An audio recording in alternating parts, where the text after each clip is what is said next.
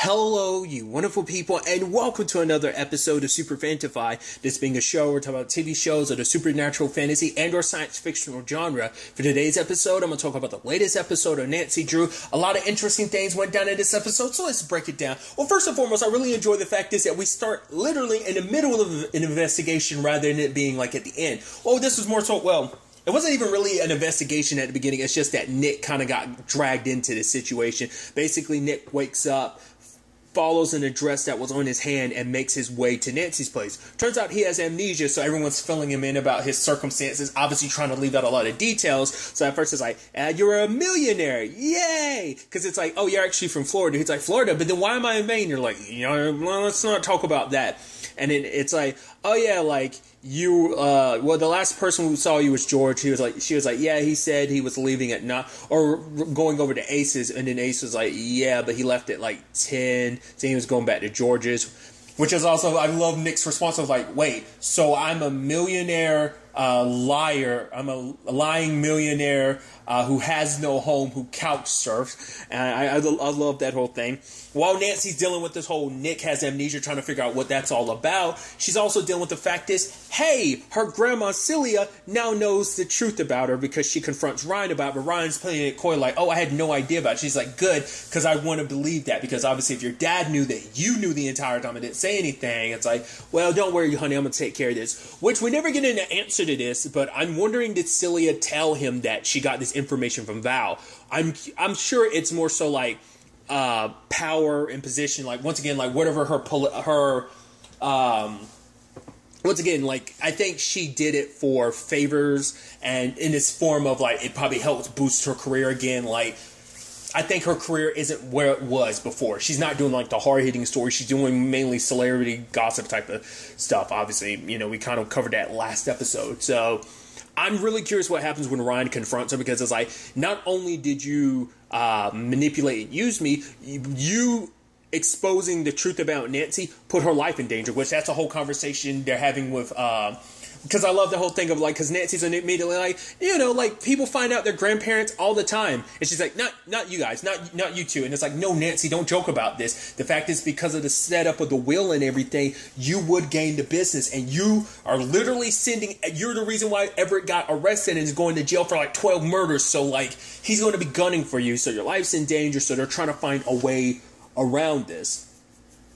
And obviously Nancy later on tries to talk to Celia and try to get her, like, it's like, okay, like, I want nothing to do with the Hudson family, but it's like, you don't have any choice. Like, it happens automatically. It will automatically go to you whether you want it or not. So this is out of your hands. And it's like, at the end of the day, she's like, I have to tell Everett, because if I don't tell Everett, he finds out I know ahead of time, it's going to be a problem for me. So I can't remember if she talks about that at the beginning or the end now. She might have brought it up both times. I want to say it was like the end of the episode and not actually at that point. Regardless of the situation, Nancy ends up wiping her memory, which I thought was like, it's actually kind of, I was like, oh, that's interesting. And it's like, so Ryan, yeah, so I tried to talk to your mom, didn't work out, so I kind of wiped her memory, so stay here with her. She's actually kind of sweet now, so I love that you just dropped that on Ryan and bounced.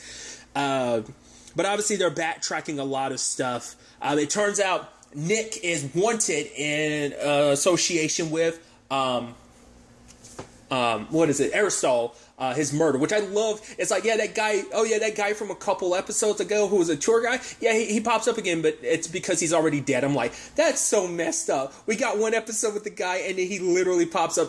Well, there's like, maybe, yeah, I think that was all in one episode. Yeah, he popped up in one episode, and it's like next time he makes an appearance, he's dead. I mean, you feel so bad for the poor bastard. I even love later on when, like, because they're following in clues, and obviously he's doing like a podcast about Vikings and stuff like that, and Ace is like, it's terrible. It's like, oh, the dude's dead, and you're shitting on his podcast too. It's like, come on, can this guy not win? But basically, that's what this all entails, and it's all connected to. It's connected to these. Well, because initially what starts this off is because they end up going back to Nick's truck and they find a device from Hannah's.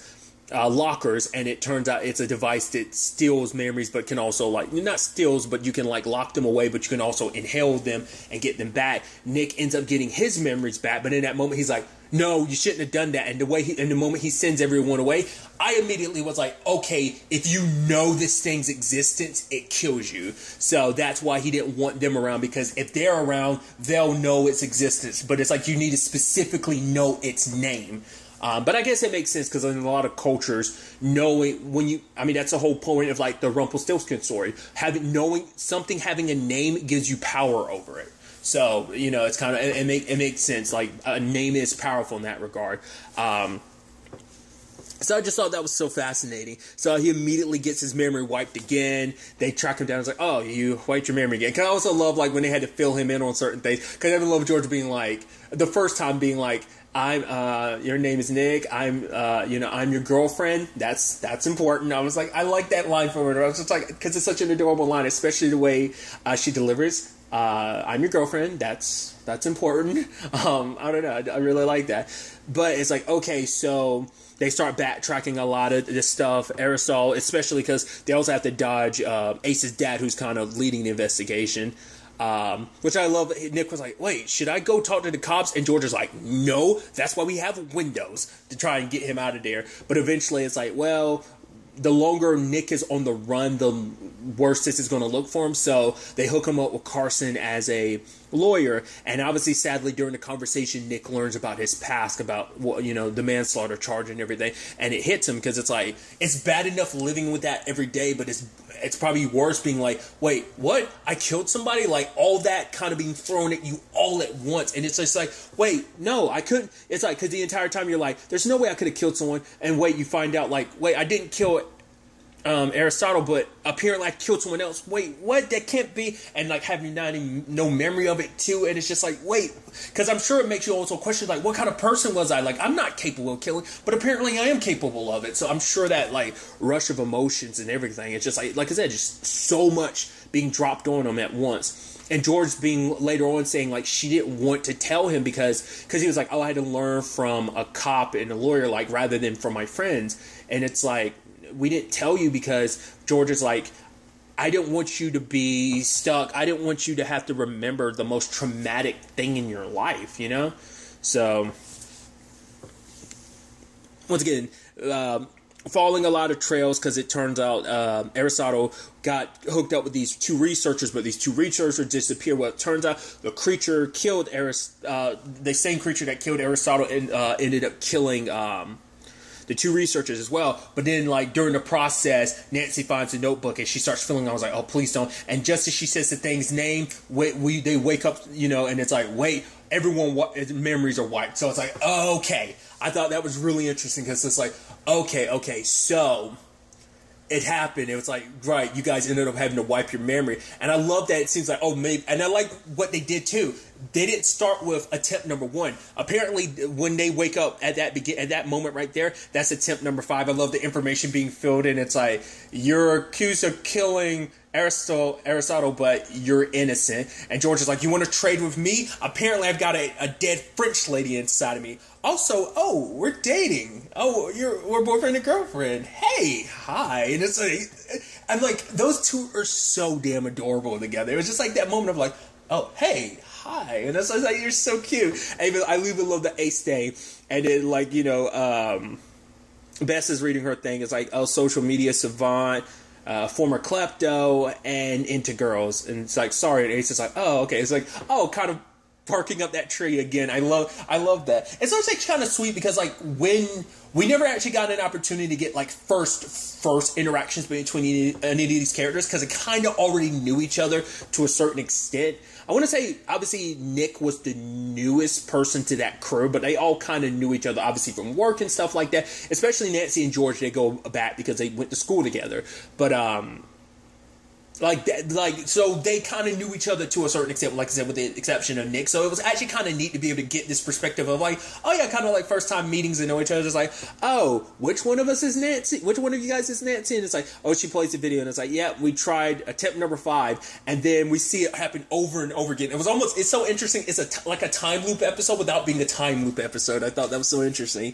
I love one of the attempts. They tried throwing knives at the creature, and then Ace looks down and like he's got a bloody, like they had to bandage up his leg, and he's like, well, that explains what that was all about. And it's just like, and Nancy every time be like, how do I not remember this? Time and time again. And it also turns out like, wait, this is actually their last attempt because there's no more juice to inhale because they've wiped their memory so many times that like this is their last attempt. So no redos after this. So the only option is to never get back any of your old memories. Which like, that's a scary thing to kind of live with. Like, which, once again, bringing it back to Kingdom Hearts, it just made me immediately think of Chain of Memories to a certain extent. Like, obviously, Sora's memories being so broken that, kind of having literally, spoilers, the same ultimatum. You can remember, well, for his case, it's like you can keep all these false memories, or you can remember your real memories. In this case, it's like, forget everything or remember everything. But remembering everything means a monster's going to kill you. So, for knowing his name. So, you kind of have to choose in that regard. And obviously, Odette pops up being like, oh yeah, don't listen to this thing that says like, also don't trust me, I'm going to mess with you. Because it's like, honestly, I want to do what I made a deal to keep George alive. So that, but also one of you I actually care about one of you. And Bess is kind of looking around and it's like, yeah, you're the one in the group that she cares about. She has a thing for Bess. We haven't really dived into that too much. I mean, obviously it came up, like, wasn't it last episode that came up? So that's definitely going to be something I'm sure we deal with even more. But for Nancy, it's like she'd give anything to know who she is, so they're not planning on stopping. I can't remember if this is before. I want to say it's, I think it was during one of their attempts to, I think it was after this. I'm mixing up a lot of events in my head, but I like the moment she had with Celia. It was actually a cute moment where it's like, oh my god, it's like, oh, like there's this particular song that's playing and they're dancing, and it's like, oh, I like you, and I think I like you too. And it was like the irony behind it because Celia doesn't like you, and you kind of don't like Celia either because she's full blown Hudson. She's kind of a full blown Hudson in her own regards. So I guess there's that. But there's actually kind of a sweet thing of like, oh, considering everything that's going on between you two, in this moment you have each other. So I thought that was like super sweet and everything. I thought it was really nice. But obviously, they figured out, like, kind of finally, like, what happened to the Vikings, that the Vikings didn't actually die from this thing, they actually died from disease, because each one of them, like, they made sure, like, this thing gets weaker the more and more people know its existence, because it's like, right, its claws are, like, not as deep, and it's more shallow and not as spread apart, so it's not as big, as when only Nick was the one who was aware. So the more people that know about it, the weaker this thing becomes, and that's how the Vikings defeated it. But they destroyed its name from history so that when they all died, because someone has to live to continue remembering, or this thing is just going to kill anyone that remembers its name, so they try to destroy its name to make sure no one found it out. So the archaeologist and eventually Aristotle, which now that they know this, they have to kind of enact their plan, which involves Nick remembering, so we get insight to that. It's actually kind of sad, like Aristotle was like, oh my god, and Nick's like, wait, what? And it's like, oh crap, Aristotle's like, I accidentally said that thing's name. He actually feels so bad for the bastard. I'm going to go lock the windows. He gets dragged and brutally murdered by this thing. It's like, once again, you poor bastard, you appeared one episode and a couple episodes back, and here you are dead. Oh, you poor bastard. I love, like, earlier in the episode, they were looking at the video of him getting told off, because also, like, his roommate had used, like, bots to, like, troll and put, like, a whole bunch of terrible things about, because he hated Aristotle as a roommate. He said, poor bastard. And obviously Nick, because obviously he came there because he had read Hannah's ledger about what's there, so Aristotle knew about the device to steal memories. He's the one that kind of threw it out there, but Nick ended up getting to it after Aristotle was, once again, brutally murdered. So now everyone's got their memories back. George and Nick, them passionately make out, and it's like, obviously, like, write it on your hand. She's like, because I'm your girlfriend, and you're not going through anything alone. So they're leading the charge as a creature. Obviously, Ace helps with the hacking, and obviously, Bess being the social media mogul that she is, well, savant is the right word. They're able to post it everywhere, and they're able to eventually get it to revert back to its original state, which is an idol. So it's kind of, so now they're going to have, now it's actually kind of interesting, because I guess you can almost look at it as almost like a Slender Man thing, where it's like this internet thing that it's like, if you keep it alive, enough people keep it alive, this thing's never going to go away. So it's always going to be like this probably folk legend that's going to have to be passed down. Because you don't want to because you can't take the chance that someone might come across this thing's name, and if they come across it and no one knows what it is, this whole thing could happen again. So you kind of probably have to keep it in the general zeitgeist of people just to keep it in that state forever. That's kind of like the best option. I mean, like I said, you kind of do what the Vikings did, but I think that screws over future generations that might have someone who unearths that. So it's kind of a thing of, you might as well kind of keep perpetuating the story over and over again, perpetuating its name, like I said, in the general zeitgeist. So things kind of work out on that front.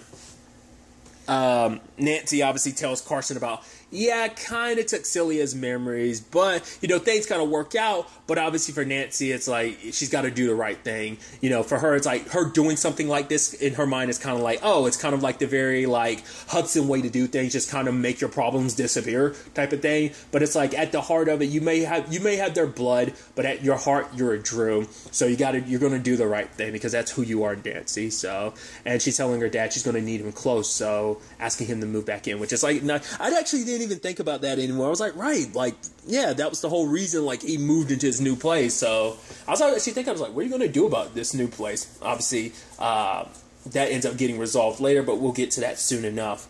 So I thought that was kind of a neat, heartwarming moment. But then Celia and Nancy have their moment after, like, he explains everything to Ryan, and it's like, are you sure you want to do that? And she's like, yeah, like, the fact is, we've seen what your mom is like without her memories. Like, she can be good, and if we take who she is now, she'll remember all she was without her memories, and then we add on top of that her memories. Like, there's a small chance we might be able to kind of persuade her, which Celia's like, all right, thanks for giving my memories back, but I still got to tell Everett. And for her, it's like, I made a promise to you to get your memories back, okay, but also, like, who I am, I can be an asset to the Hudson. So it's like, let's convince Everett that I'm not here to take him down, that I can actually do good for them. So we might see Nancy kind of having to play like a little bit of the devil role, much like Ryan kind of having to keep up appearances so that he could take his father down. I'm sure that might go a little easier with not just one but two insiders, that being Ryan and Nancy, but I'm sure both of them are going to have to cross certain lines. Ryan probably is going to be used to, like, he's used to this family dynamic. Nancy's new to it, so it's going, but also, like, regardless of everything, like, Everett's always going to look at her as like, like, it's always going to be painted as like, maybe you tried to get rid of me because you wanted to take over my operation, which, granted, she found out about her mom's circumstances after the fact, if I remember correctly. So, but obviously Everett's not going to believe that, but he's always going to have one eye on her, like, regardless of what she says, it's still going to be a thing of, like, my entire, like, legacy could be undone by you. So he knows how crafty she can be, so he's not going to trust her. And who knows how he's going to necessarily look at Ryan with all of, through what eyes he's going to look at Ryan, like, oh, you're the trusting son I can trust. But also, is it like, did you know about Nancy? Were you lying? Were you trying to stab me in the back type of, which ironic, obviously, considering he knows all about stabbing people in the back type of situation, right? So I'm curious to see where things kind of go on that front. There was an interesting conversation between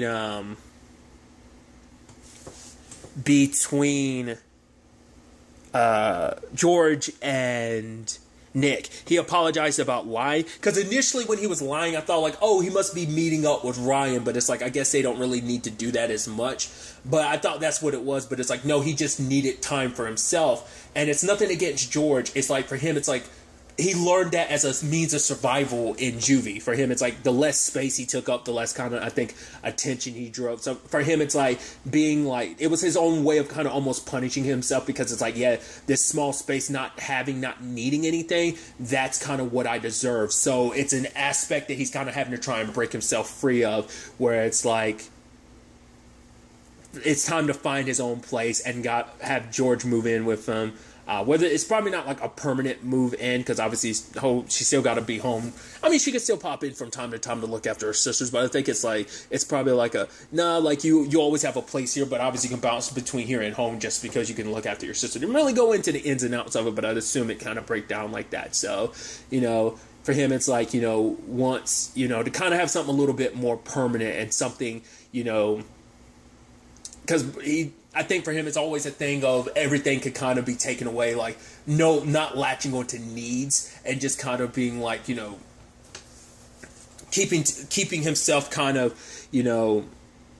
to only like a necessary space. So, but now it's like including George, Odette, and all, so I think that's a really cute circumstances. So things are very interesting on that front.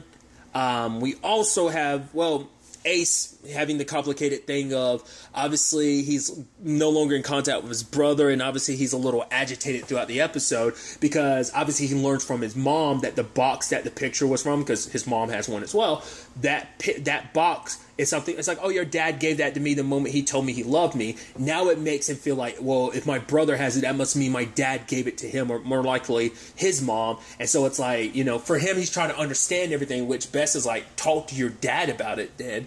But it's also because I think for Ace, he's scared of what his dad's response was going to be, because for him it's like, if I find out the truth about all this, like, maybe it makes me question, maybe my entire life was built on a lie, so.